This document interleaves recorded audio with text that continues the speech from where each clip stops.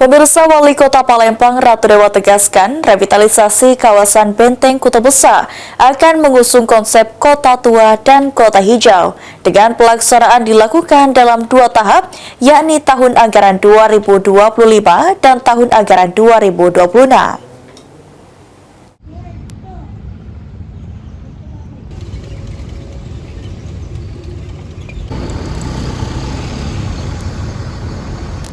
Revitalisasi kawasan Benteng Kuto Besar BKP mulai dilakukan oleh pemerintah Kota Palembang. Sejumlah titik sudah mulai dibongkar, mulai dari pagar pembatas di bibir Sungai Busi hingga konblok yang ada dalam 2 pekan terakhir.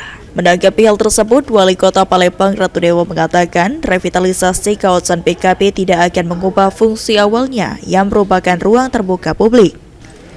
Revitalisasi kawasan BKP juga akan mengedepankan suasana asri, di mana nantinya akan ditambah spot tumbuhan sebagai cermin Palembang sebagai kota hijau. Selain itu, karena kota Palembang adalah kota tertua di Indonesia, maka dari itu konsep revitalisasi akan memperkuat kesan kota tua. Tetap kita kedepankan suasana yang asri, ada tumbuh-tumbuhan di sana dan juga cermin sebagai kota hijau kita juga minta di sana. Terus kita kedepankan juga karena kita adalah kota tua, ada nuansanya di sana. Maka dari itu saya minta dengan perkimtan kemarin dengan Bapeda, konsepnya seperti itu.